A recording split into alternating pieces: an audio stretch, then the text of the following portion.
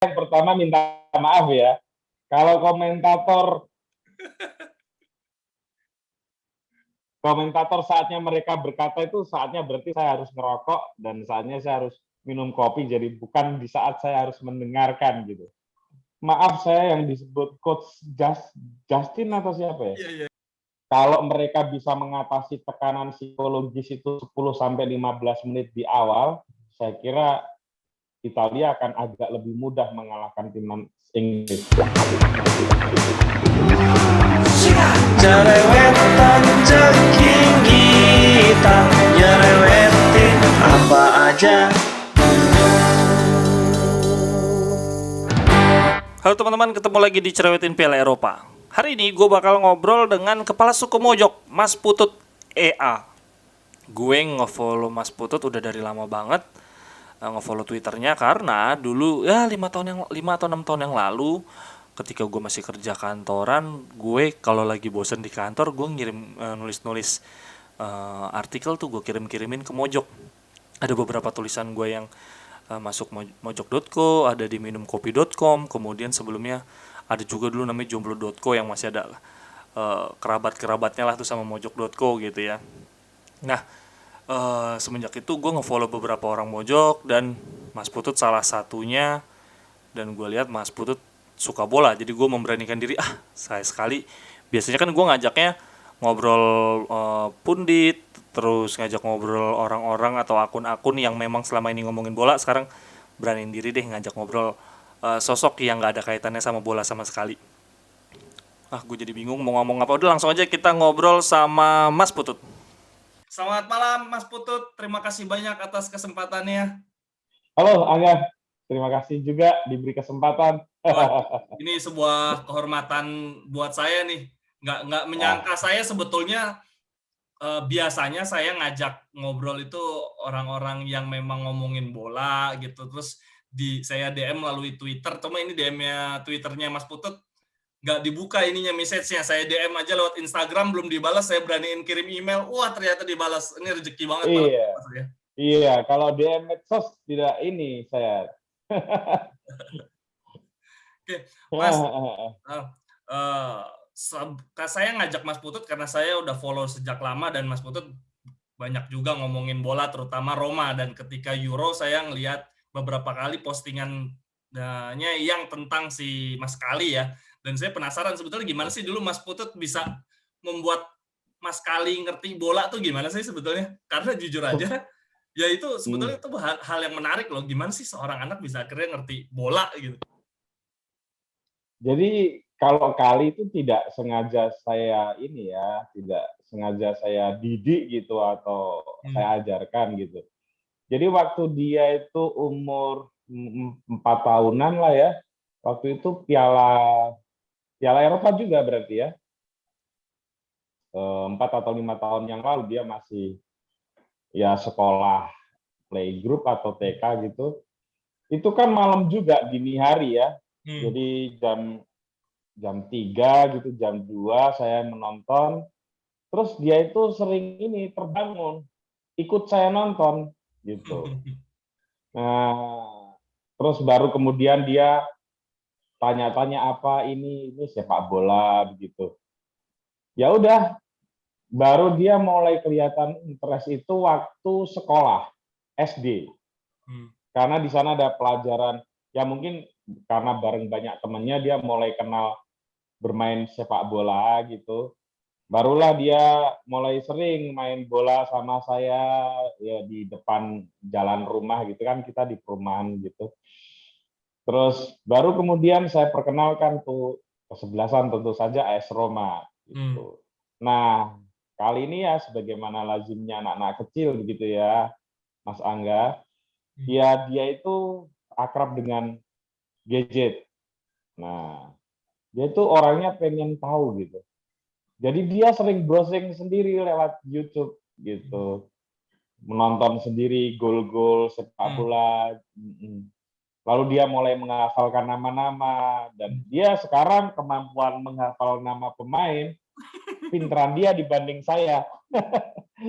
gitu. Dia tuh hafal tuh pemain-pemain Real Madrid, Barca. Saya kan hanya hafal beberapa aja.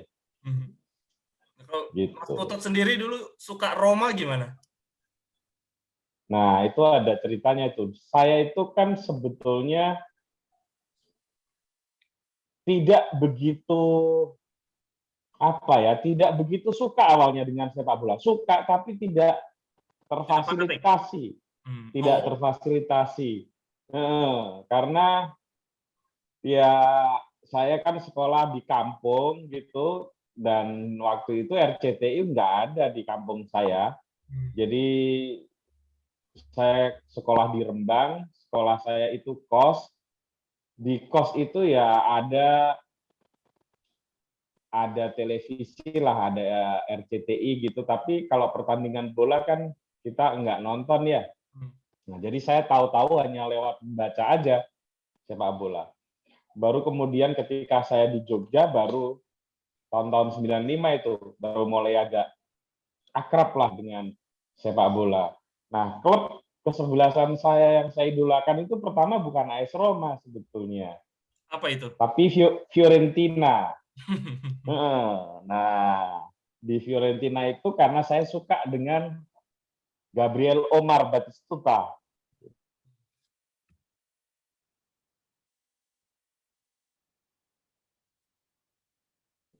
Gabriel Omar Batistuta ini di bola atau Jawa Pos, dia menyukai membaca salah satu novel yang saya juga suka baca, yaitu 100 Years of Solitude ya, 100 tahun kesunyian gitu. Nah, saya makin tertarik lah, makin suka sama Batistuta ini. Ketika Batistuta pindah ke AS Roma, baru saya suka AS Roma.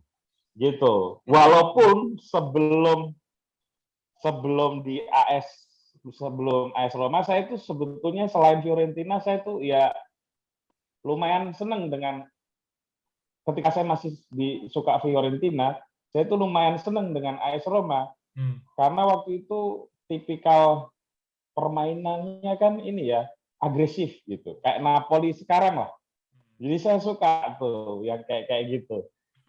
Nah, ketika pindah ke AS Roma, dan kebetulan saya juga suka Totti, dan waktu itu dilatih oleh Capello.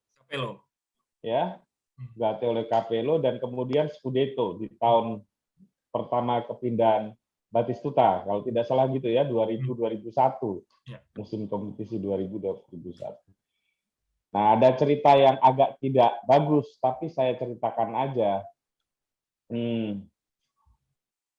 Di Jogja waktu itu karena pasca reformasi, itu ada judi bola, Mas Angga. Jadi judi bolanya itu semi legal, karena ya kita datang ke rumah penduduk gitu ya, dan di pinggir jalan besar itu orang ngantri ratusan orang gitu, kita pasang apa itu.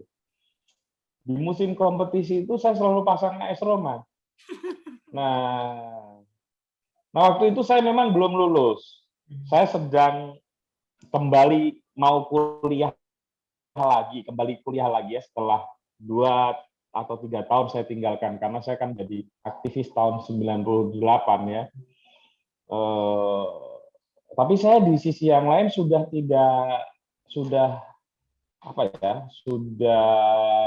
malu minta uang sama orang tua. Jadi saya sudah mulai menulis di media massa. Nah, waktu itu saya ingat mau Lebaran tuh, kan saya harus pulang kampung. Saya pasang untuk AS Roma itu 3 kali dengan harapan supaya bisa pulang kampung dan pegang uang gitu. Dan ternyata menang terus AS Roma. Jadilah saya punya ikatan yang agak makin dekat lagi tuh dengan iya, gara-gara pulang dikasih duit sama AS Roma. Itu cerita agak ininya.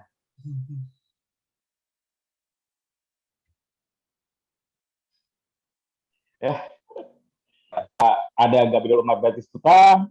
Ya, saya sejak awal juga sebetulnya agak suka juga dengan gaya permainannya, karena di situ ada Totti, ada Montella, ada Di Cio ya waktu itu ya. Ada back yang paling saya sukai juga waktu itu Cafu. Terus ada pemain dari Jepang, Nakata kalau nggak salah. Nakata itu pemain-pemain yang menyenangkan semua lah menurut saya.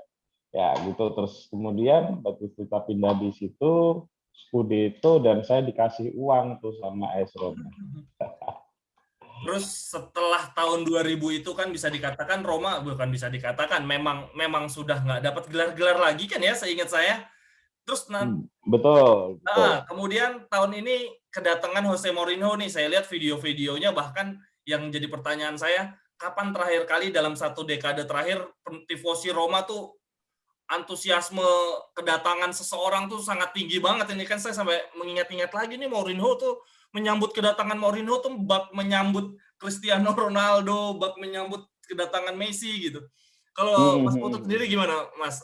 Antusiasmenya memang sebetulnya semegah itu kan? gini, kalau untuk menjagoi, Anda suka klub apa?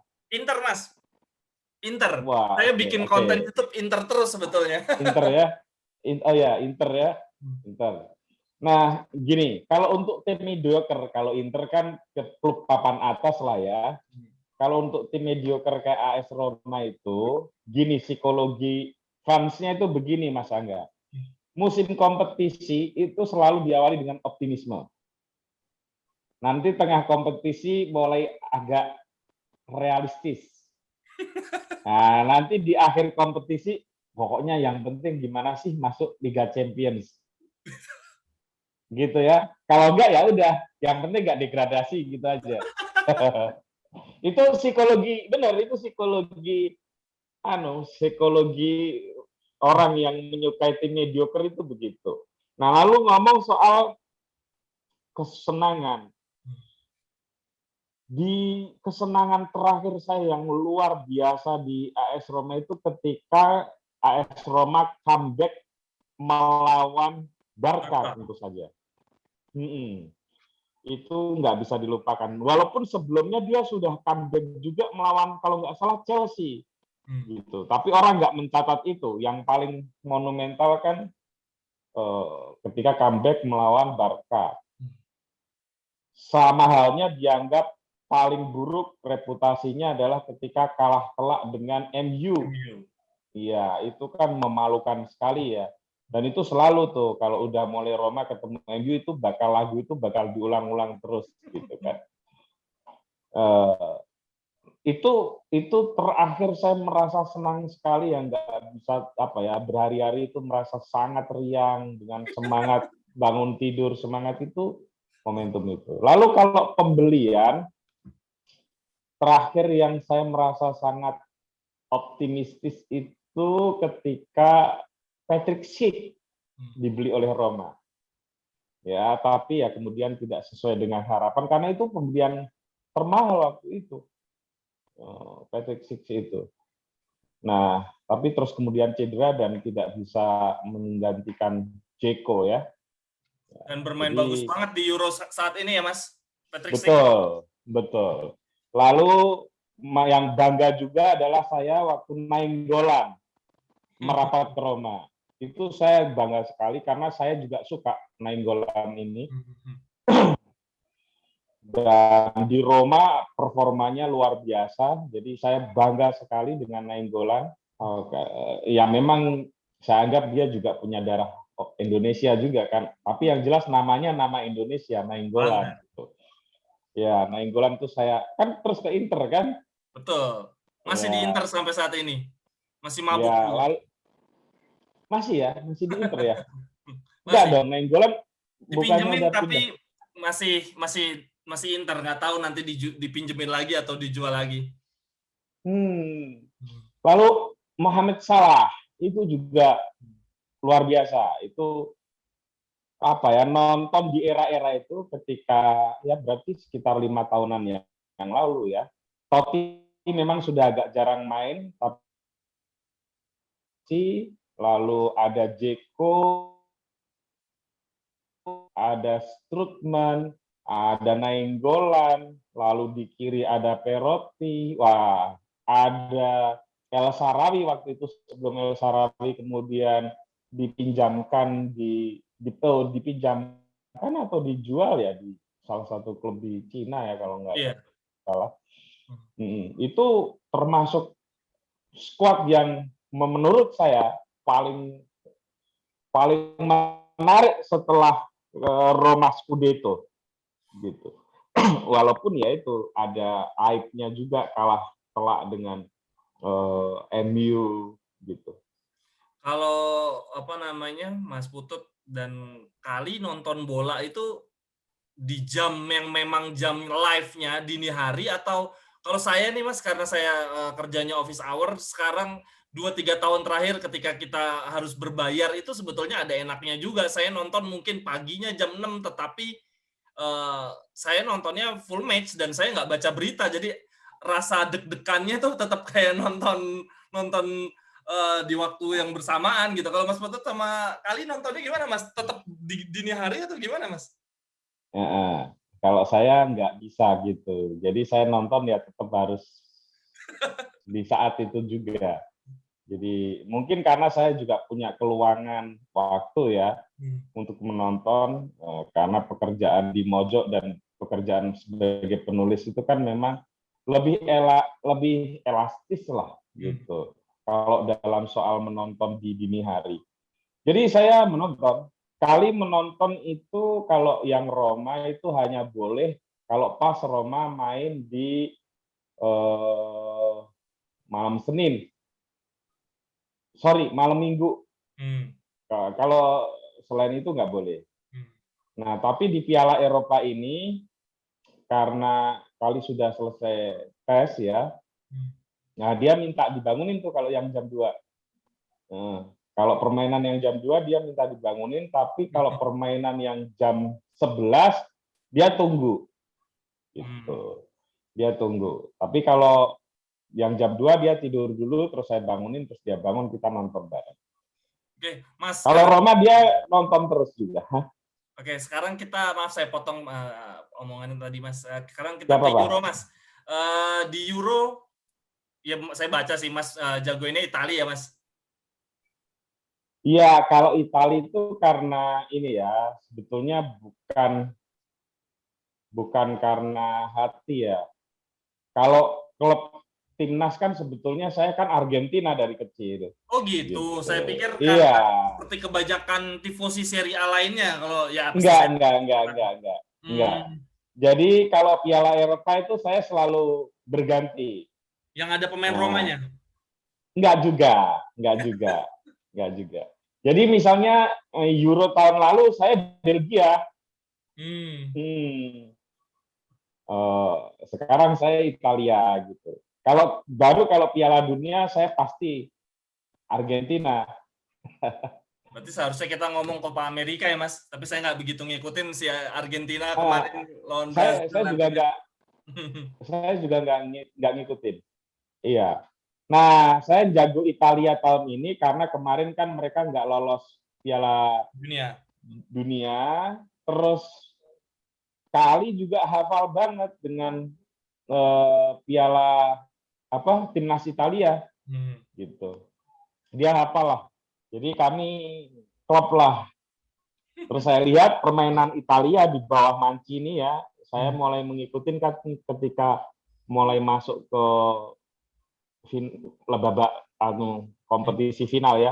Sebelumnya kan memang tidak terkalahkan. Betul. Jadi sampai sekarang kan posisi Italia masih tidak terkalahkan. Kalau nanti juara berarti menang satu lagi berarti menyamai rekor Brazil kalau nggak salah. Brazil ya. Jadi tidak terkalahkan. Dan di bawah Mancini beda banget ya. Betul. Beda banget. Terus nanti lawan timnas Inggris gimana Mas? Prediksi kita sebagai awam nonton timnas Inggris yang sebetulnya ya biasa-biasa banget. Kipernya bahkan saya tonton setiap pertandingan ada-ada aja yang ngopernya salah-salah. Kalau di atas kertas ya tentu saja Italia bisa memenangi pertandingan ini. Bahkan menurut saya relatif agak lebih mudah dibanding ketika harus berhadapan dengan Spanyol dan Belgia.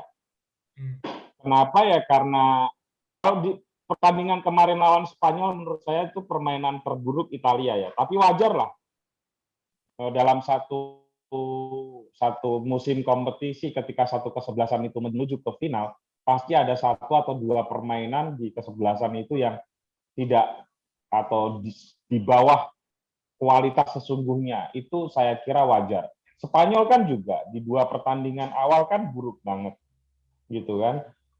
Tidak menunjukkan kualitas Spanyol yang sesungguhnya.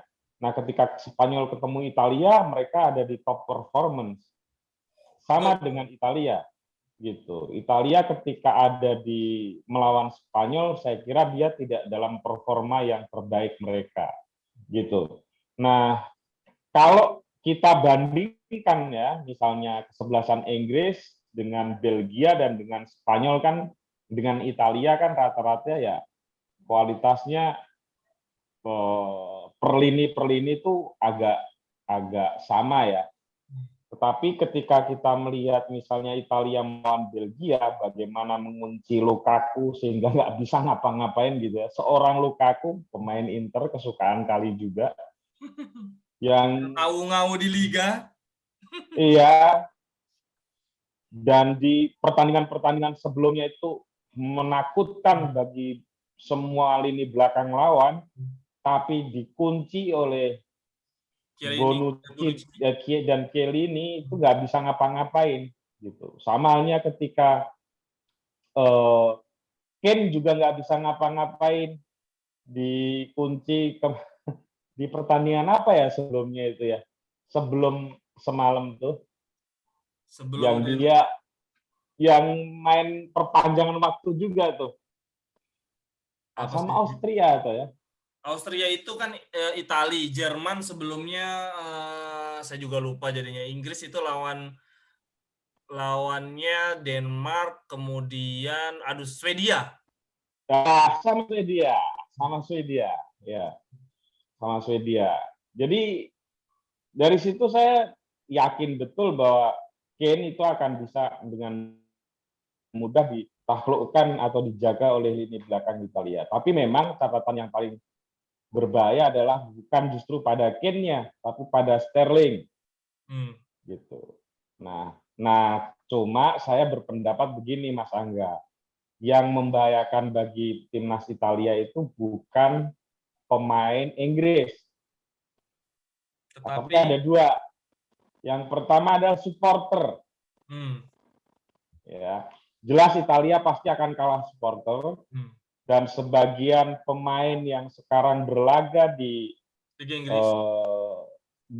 timnas Italia itu mungkin belum pernah merasakan tekanan supporter yang bakal mereka rasakan sekeras ketika nanti final gitu. Nah, dengan begitu kalau mereka bisa mengatasi tekanan psikologis itu 10-15 menit di awal, saya kira Italia akan agak lebih mudah mengalahkan timnas Inggris. Lain soal kalau misalnya mereka nggak bisa mengatasi tekanan mental itu, karena bagaimanapun saya yakin pressure dari supporter itu memang dominan ya, cukup dominan di berbagai perhelatan. Sama lah kayak waktu, jujur aja ya, waktu ketemu dengan MU lah misalnya, yang dihajar 7-1 itu. Saya tidak melihat persoalan kualitas pemain Roma karena sebelumnya MU di kandang Roma kalah 2-1. Tapi tekanan publiknya nggak biasa mereka rasakan. Gitu. Nah, saya kira timnas Italia akan menghadapi itu besok final.